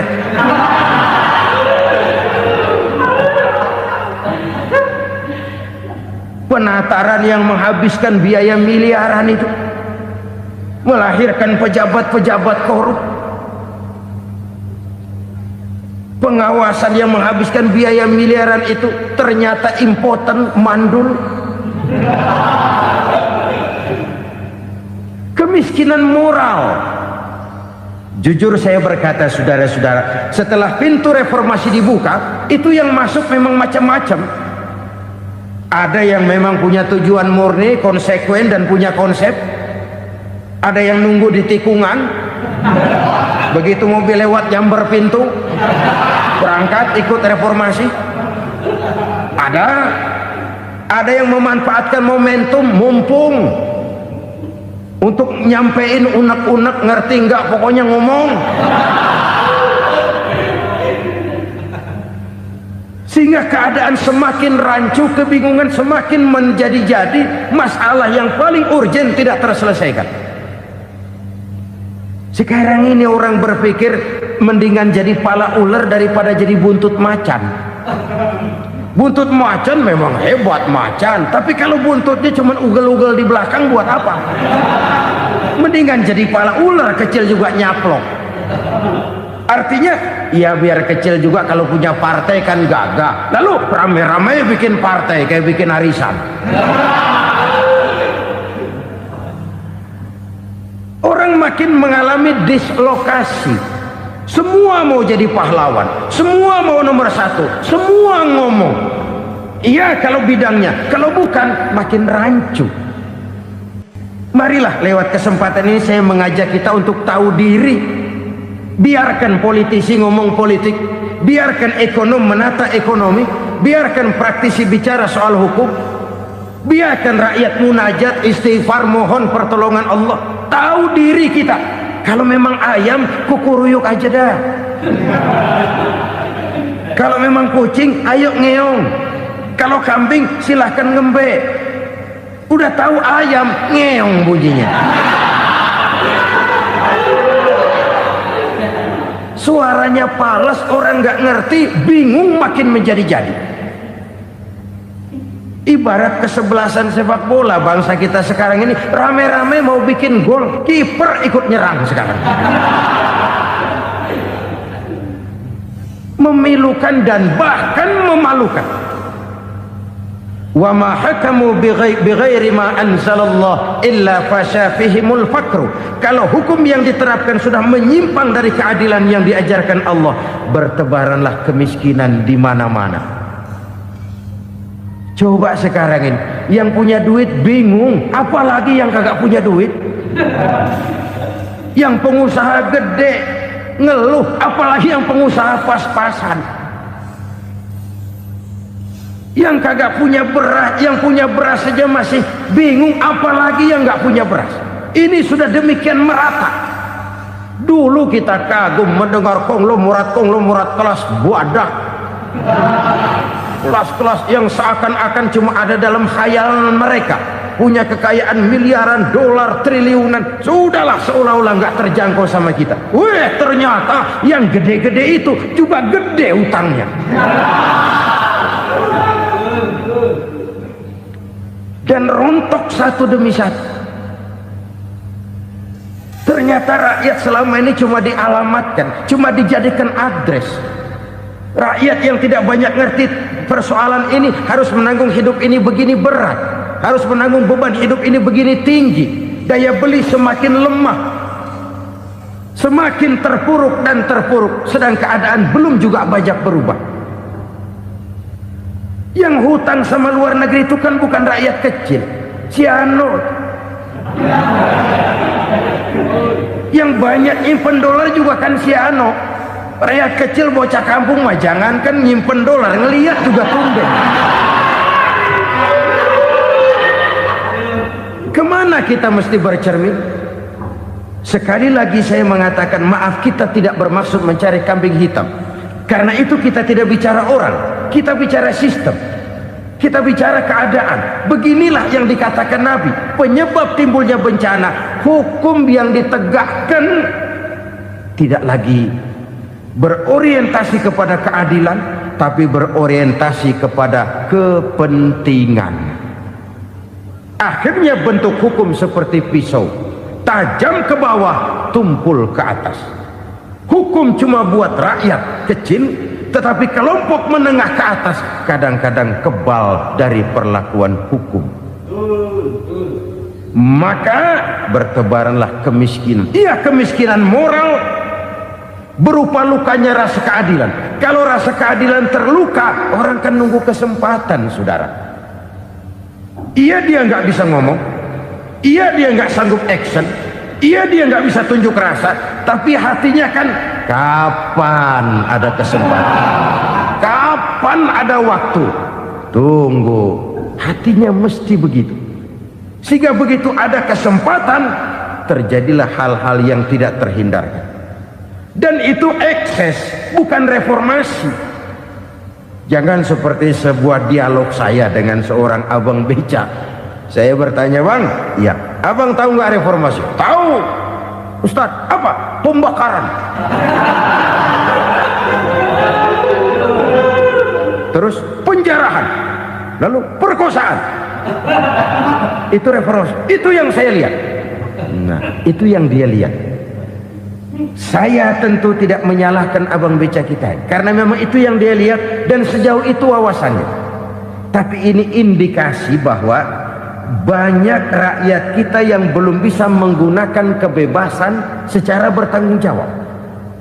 Padahal kebebasan tanpa tanggung jawab tirani. Sebuah contoh gampang-gampangan. Saya beli radio, saya setel di kamar saya, lalu saya bilang, ini radio gue. Yang beli gue, pakai duit gue setel di kamar gue, sekeras-kerasnya, gak ada urusan sama orang lain. Itu kata saya. Tetapi tetangga saya sebelah rumah kan boleh juga ngomong begitu. Kata tetangga saya, ini mata gue, yang ngantuk gue tidur di kamar gue, kenapa suara radio lu nyampe kemari? Artinya apa ini? Kebebasan saya nyetel radio dibatasi oleh kebebasan tetangga saya yang mau tidur. Tidak ada kebebasan mutlak. Kebebasan mutlak tanpa tanggung jawab kembali akan melahirkan tirani, kembali akan melahirkan pemaksaan kehendak. Dan itu lagi-lagi bukan demokrasi. Saudara-saudara kaum muslimin rahimakumullah. Ini penyakit yang kedua, lukanya rasa keadilan, terutama di kalangan rakyat kecil. Itu mengendap menjadi akumulasi dan menunggu giliran kapan bisa dimuntahkan. Dengan kata lain, rakyatnya udah banyak banget makan yang perutnya jadi enak, nyelam. Kapan nunggu muntahnya? Udah begini banyak akumulasi yang mereka pendam di perut ini, sehingga ketika terjadi kesempatan itu sudah tidak terkendalikan lagi. Kita out of control. Saya tidak mentolerir sikap-sikap kekerasan. Bahkan saya lebih cenderung bahwa kalau di rumah kita banyak tikusnya saja racuni, jangan rumah dibakar. Bahwa ada korupsi, iya. Ada kolusi, memang. Ada nepotisme, tentu. Tetapi tikusnya saja racuni. Jangan rumah dibakar. Masa mau ngusir tikus bakar rumah? Tikusnya lari, tikusnya selamat, rumahnya ewes-ewes.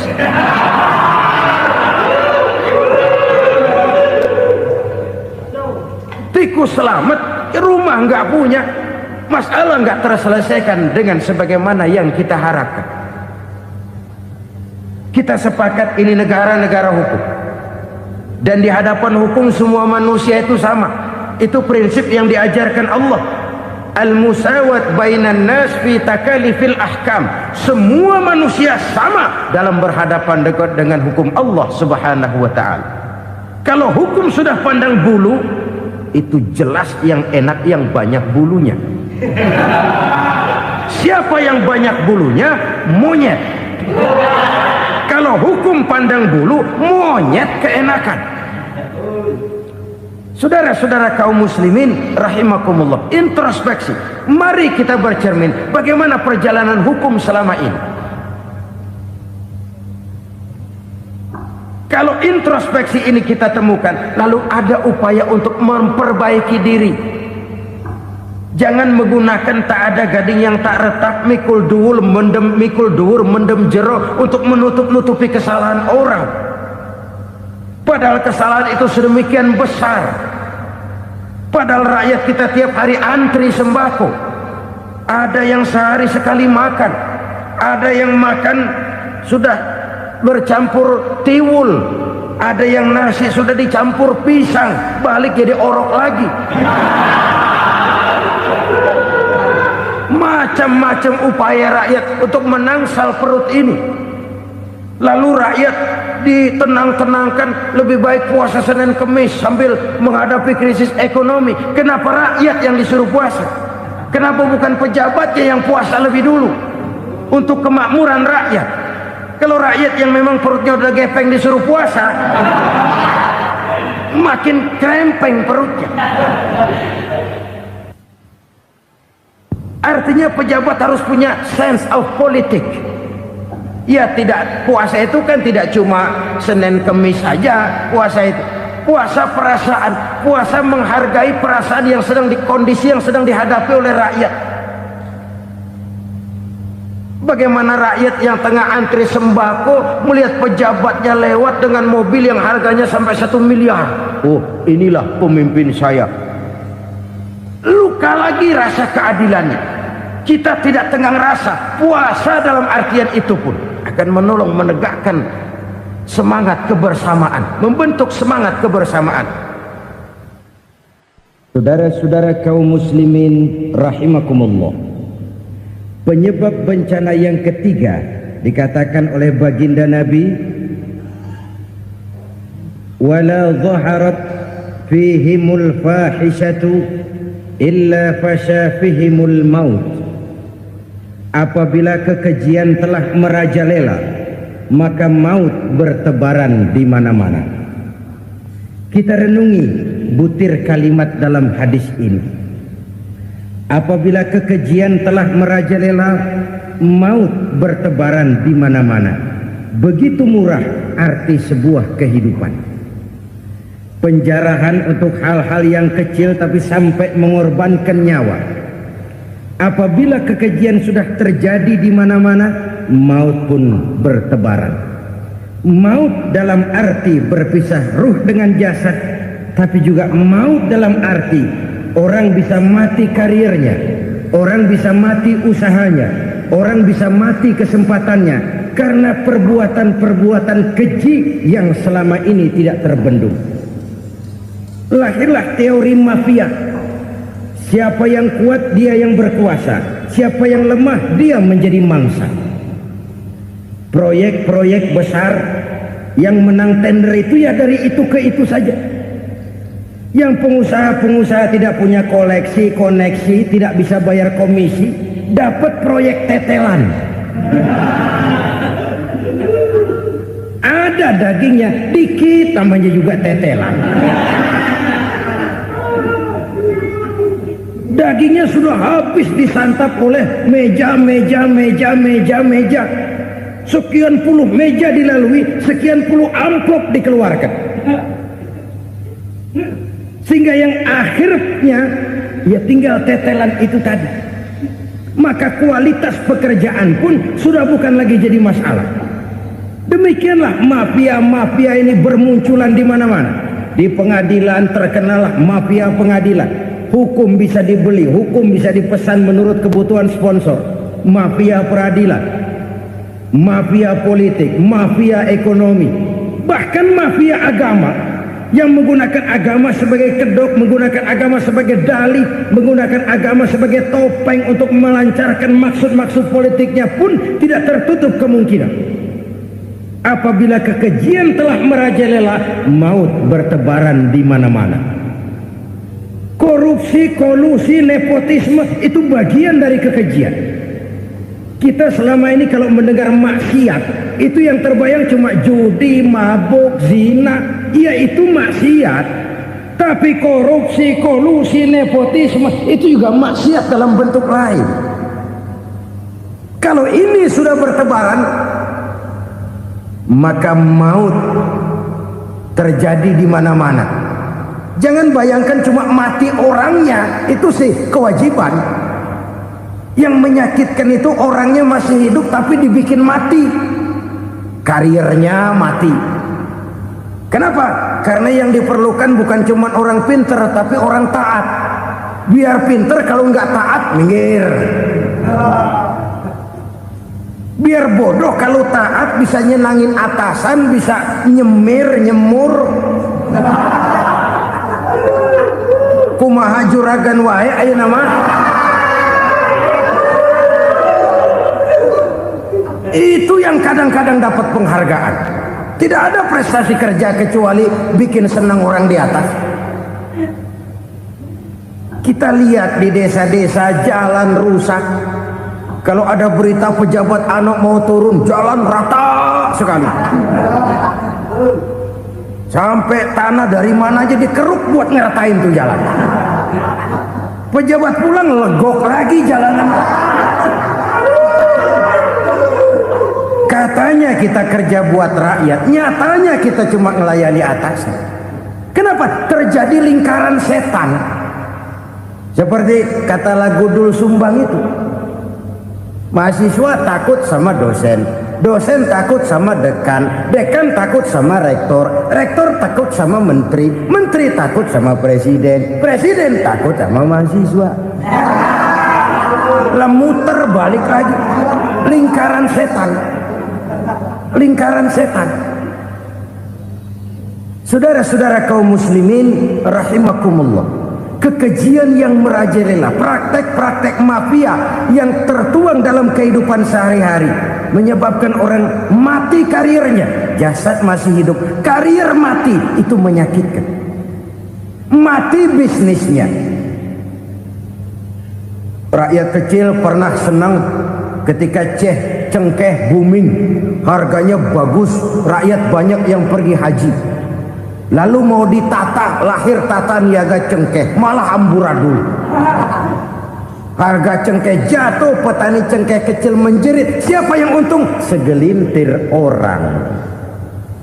Masihkah kita pakai atas nama rakyat untuk kepentingan nasional, padahal yang nyanyi cuma segelintir orang?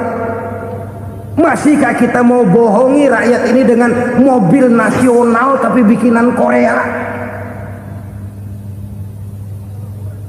Masihkah kita mau bermain verbalisme, bermain kata? Ini sebuah masa lalu yang tidak perlu terulang lagi untuk masa-masa yang akan datang. Kekejian merajalela, orang mati karir, bisa mati usaha, mati bisnis. Usahanya maju, dirangkul, hancur. Usahanya maju, dipukul, hancur, tenggelam. Bahkan yang memilukan dan memalukan badan-badan usaha milik negara itu dikebiri sedemikian rupa sehingga tidak menghasilkan hal-hal yang bermanfaat buat negara. Saudara-saudara kaum muslimin rahimakumullah, kalau nafsu yang sudah mengatur itu semua, maka kekejian pun merajalela. Orang sudah pakai teori mafia, yang kuat dia yang menang, yang kuat dia yang berkuasa, yang lemah silakan minggir di sudut-sudut kehidupan. Kalau kekejian seperti ini merajalela, maut bertebaran di mana-mana. Banyak orang mati karirnya, banyak orang mati usahanya, banyak orang mati imajinasinya. Sekarang ini dalam dunia seni yang banyak karyawan seni, bukan seniman. Seniman itu kan dilahirkan, lain seniman, lain karyawan seni. Sekarang yang banyak karyawan seni, bukan seniman. Mati karir, mati imajinasi, mati improvisasi, sehingga kehidupan persis sinetron. Sinetron itu yang kita lihat rumah mewah, yang kita lihat rumah bagus.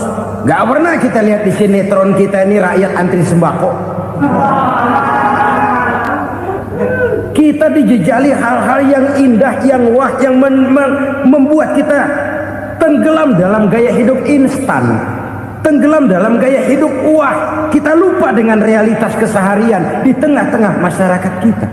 Lahirlah kelompok-kelompok selebritis, dibesarkan oleh berbagai media. Selebritis pilek aja masuk koran, pilek.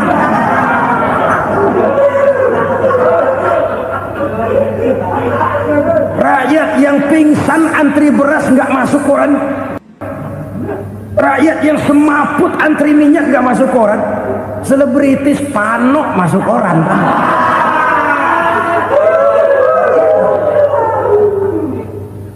Kita besarkan hal-hal kecil, kita kecilkan hal-hal besar.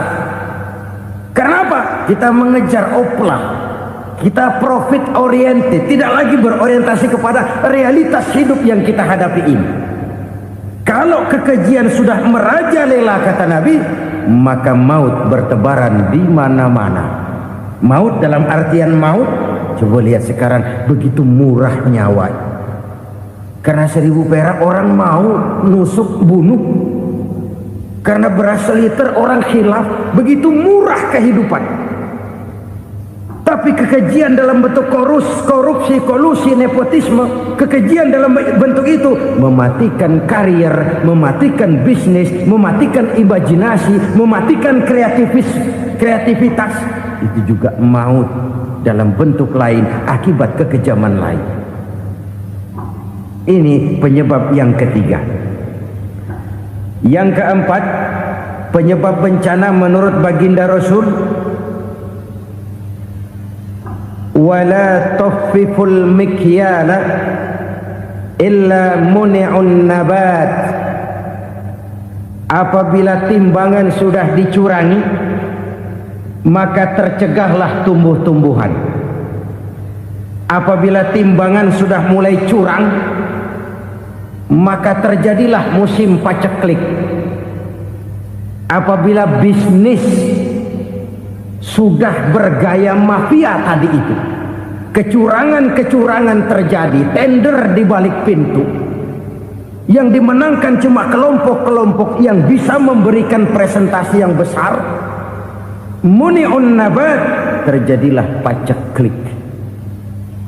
Paceklik, panen gagal, wereng, ya wereng, kemarau panjang, it's okay, air sulit, iya, tetapi kan semua itu ada yang ngatur.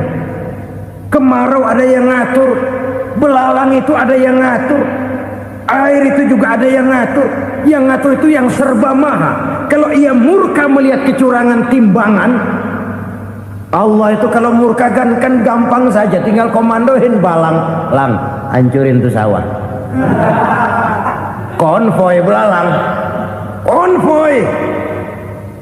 Allah tinggal ngutik angin El Nino, mampir lo ke Indonesia. Hujan nggak turun-turun, kemarau panjang. Jadi kalau musim kemarau kan namanya anginnya El Nino.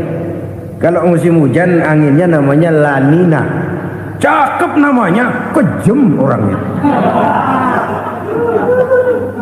Saudara lihat Cina sekarang sedang kena La Nina, banjir besar, ribuan orang meninggal.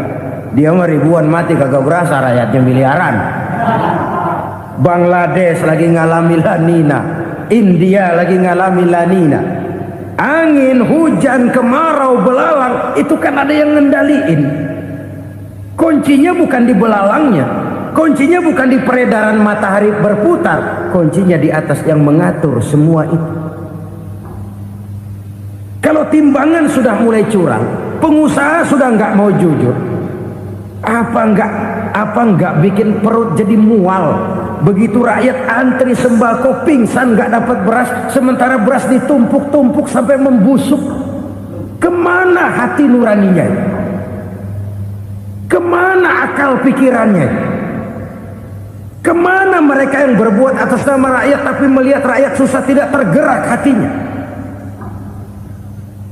Apabila timbangan sudah mulai dicurangi, bisnis sudah mulai melenceng, maka terjadilah paceklik. Sebuah negara yang berhasil dalam swasembada pangan, lalu sekarang menjadi negara yang rakyatnya antri untuk memperoleh kebutuhan pangan. Saudara-saudara kaum muslimin rahimakumullah, ini intinya adalah kecurangan. Kalau kecurangan sudah terjadi di mana-mana, dan ini milik siapa saja, bukan soal tempat, bukan soal jabatan, soal manusianya, SDM-nya. Kecurangan tidak cuma terjadi di kantor, di masjid bisa terjadi kecurangan. Korupsi tidak hanya bisa terjadi di kantor, di madrasah bisa ada korupsi. Faktor manusianya, ini soal SDM. Kecurangan yang besar tentu besar lagi kerugiannya. Kecurangan yang kecil, kecurangan sehari-hari, pedagang-pedagang kecil ngurangi timbangan, barang yang buruk dikatakan baik, yang baik dikatakan buruk, itu merugikan perorangan. Kecurangan yang besar merugikan bangsa dalam bentuk total, dalam bentuk seutuhnya. Nah, kecurangan-kecurangan seperti ini rakyat kan lihat, rakyat kan tahu, dan itu kembali terakumulasi di sini. Pegel. Dan jangan lupa, rakyat yang nggak ngomong itu, rakyat yang nggak bersuara itu, batinnya menjerit, jeritannya menggoncang aras, dan itu didengar Allah. Yadullah fauqal jamaah, kata Nabi. Tangan Tuhan di atas orang banyak. Jeritan hati rakyat menggoncang aras. Rakyat yang terlalu banyak dizolim, rakyat yang terlalu banyak dirugikan, ya rakyat yang terlalu banyak di atas namakan, menjerit batinnya, menggoncang aras, dan Allah bisa menggerakkan apa saja untuk membuat satu situasi. Allah bisa menggerakkan apa saja untuk membuat satu situasi. Saudara-saudara kaum muslimin rahimakumullah, ini faktor yang ketiga, timbulnya kecurangan. Faktor yang keempat maksud saya. Yang kelima, penyebab timbulnya bencana menurut baginda Nabi, wala muni'uz zakat illa hubbisa anhumul qatr. Apabila zakat enggan dibayar, maka tercegahlah qatrun. Qatrun ini kalau bahasa kita sembako. Maka tercegahlah kebutuhan-kebutuhan yang kita perlukan. Ini, kita tidak meragukan bahwa yang kita tuju adalah masyarakat yang adil dalam kemakmuran dan makmur dalam keadilan. Nah, antara kemakmuran dan keadilan ini memang sering tidak bisa berjalan seiring. Pada saat kemakmuran kita kejar, ekonomi kita pacu, ada nilai-nilai keadilan yang tertinggal. Pada saat nilai keadilan kita tegakkan benar-benar, ada unsur-unsur kemakmuran yang terabaikan. Oke, kita bisa mengatakan kasus. Oke, kita bisa mengatakan itu sebagian kecil. Tapi kalau sebagian kecil, lama-lama kan jadi sebagian besar. Oke, kita mengejar kemakmuran. Pertanyaannya, kemakmuran untuk siapa? Oke, kita berikan kelompok tertentu kue yang besar dengan harapan nanti dia bagiin kuenya kepada yang kecil-kecil. Tapi kenyataan, mereka yang dapat kue besar akhirnya malah lupa diri dan lupa daratan. Mau makin besar, malah memeras yang kecil-kecil ini. Sekarang kan yang kecil modali yang besar. Ramai-ramai buka bank, ternyata kamuflase. Uang banknya untuk kredit perusahaannya sendiri. Nasabahnya rakyat kecil. Artinya apa? Rakyat kecil disuruh modalin orang yang udah gede. Ini kan sumber geledek urusan.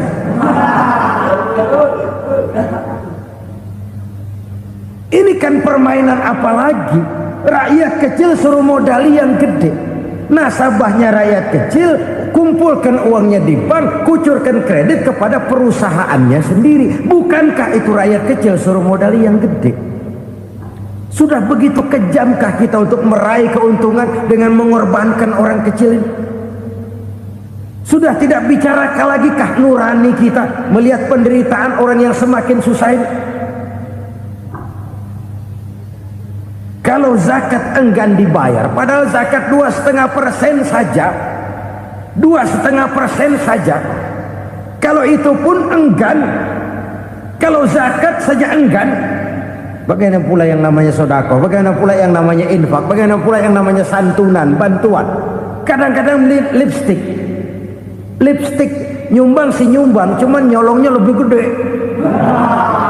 Ini namanya sumbangan lipstick. Buat lipstick itu kan buat ngumpetin bibir pucat.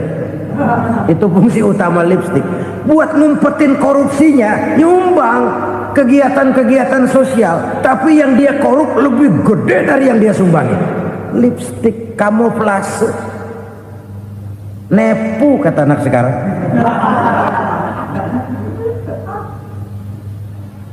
Saudara-saudara kaum muslimin rahimakumullah, demikian berat kewajiban zakat ini sampai di zaman Sayyidina Abu Bakar pernah keluar komando perangi orang yang enggan membayar zakat. Perangi, karena fungsi zakat adalah menjembatani antara si kaya dengan si miskin, Bahwa ada kemiskinan itu Qur'ani.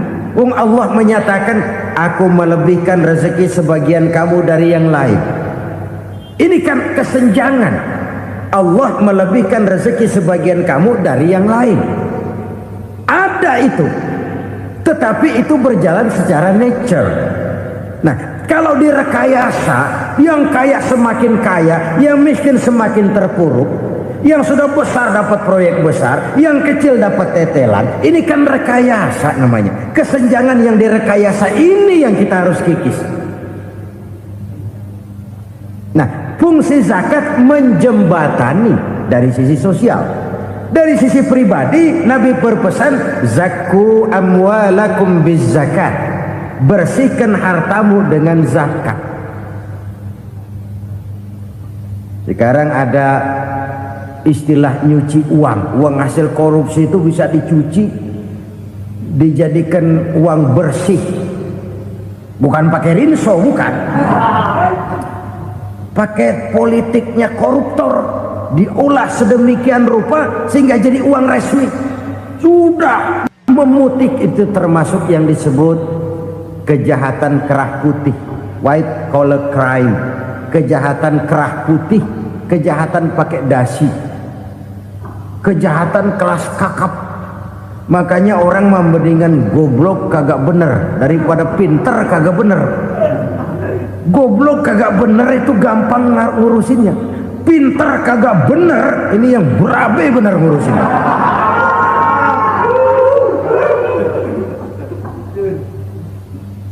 Kita bukan cuma perlu orang pinter kok di zaman sekarang. Kita perlu orang-orang bener yang punya komitmen, yang sesuai kata dan perbuatan, yang bisa merasakan apa yang dirasakan oleh rakyat, yang punya sense of politik yang tinggi, yang peka, yang penuh keterbukaan, yang punya wawasan dan pandangan jauh ke depan.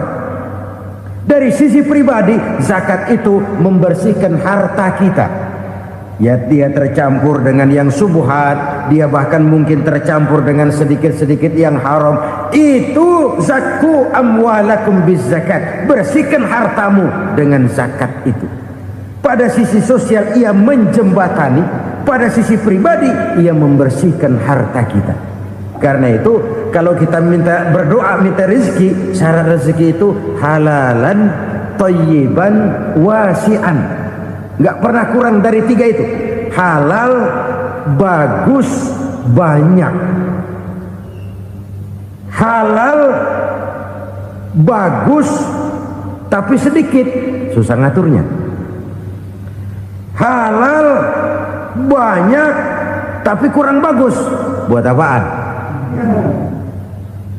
Bagus, banyak, tapi haram, enggak ada artinya. Sebab kata Imamul Ghazali, kalau kau terlalu suka memakan makanan yang haram, dikunyah masuk ke dalam perut besar, digiling oleh perut besar, menghasilkan energi, menggerakkan sel-sel pembuluh saraf, kau juga akan cenderung berpikir yang haram. Kalau sudah cenderung berpikir yang haram, perbuatan pun akan mengarah kepada perbuatan-perbuatan yang haram. Dulu waktu kelompok Jimbaran 200 konglomerat Indonesia kumpul dihimbau supaya sekian persen kasih pengusaha-pengusaha lemah. Itu kan cuma sekedar belas kasihan, tidak banyak menolong keadaan. Dan bukan itu yang diperlukan pengusaha-pengusaha kecil. Yang diperlukan adalah berikan kami kesempatan seperti mereka dapat kesempatan. Berikan kami peluang seperti mereka juga dikasih peluang. Kalau cuma dikasih 100 juta, 200 juta hari ini, usaha kami nggak ada prospeknya, peluang kagak ada, kan sama juga bohong. Diceburin ke kali, disuruh berenang, tangan diikat, mendingan mampusin ketahuan. Ayo berenang, berlomba, tangan diikat, kaki diikat, sama saja nyuruh mati. Jadi jangan kasih ikannya, kasih kailnya. Yang diperlukan pengusaha kecil menengah ke bawah itu bukan cuma sekedar belas kasih dari konglomerat-konglomerat besar, Berikan kami peluang seperti mereka juga dapat peluang. Berikan kami kesempatan seperti mereka dapat kesempatan. Berikan kami kredit dengan kemudahan seperti mereka juga kalau minta kredit begitu mudahnya. Menciptakan peluang dan kesempatan, pemerataan. Bukan menciptakan manusia Indonesia dengan standar ekonomi yang sama. Semua rumahnya harus sama, semua punya mobil. Itu sih kebersamaan bebek. Bebek, coba lihat bebek. Satu ngalor semua. Satu ngidul semua. Kebersamaan bukan itu. Kebersamaan adalah menciptakan peluang. Kalau yang kaya bisa semakin kaya, kenapa yang miskin tidak bisa ikut naik jadi sedikit kaya? Kalau pengusaha yang sudah kuat bisa bertambah menjadi kuat dengan proyek mega proyek, kenapa yang menengah tidak bisa ikut menjadi kuat? Dan kenapa kekejian itu merajalela? Kita dengar lewat berita-berita PLN tekor, PLN hutang. Kenapa? Dia beli listrik dari swasta yang belinya lebih mahal daripada penjualannya. Artinya dia beli itu listrik dari perusahaan listrik swasta, dia jual kepada rakyat lagi. Harga jualnya lebih murah daripada dia beli kepada swasta. Kenapa? Ada tekanan lagi tuh. Biasa siklus lagi. Hukum Boyle. Atas neken, paling bawah gepeng. Ya kita nih rakyat kecil, emang nasibnya gepeng terus. Saudara-saudara kaum muslimin rahimakumullah, dari 5 penyebab bencana ini kita ambil kesimpulan untuk sebuah renungan dan introspeksi kita bersama. Pertama, mengingkari janji, padahal janji itu yang lebih tinggi nilainya adalah di hadapan Allah Subhanahu wa ta'ala. Baik wakil-wakil rakyat di parlemen maupun pemimpin-pemimpin rakyat di dalam kabinet, apabila memangku suatu jabatan, selalu mereka mengawali dengan sumpah, dan sumpah itu dimulai dengan demi Allah. Sadarkah kita pada saat itu kita ucapkan bahwa kita sudah mempertaruhkan Allah untuk jabatan yang kita pegang?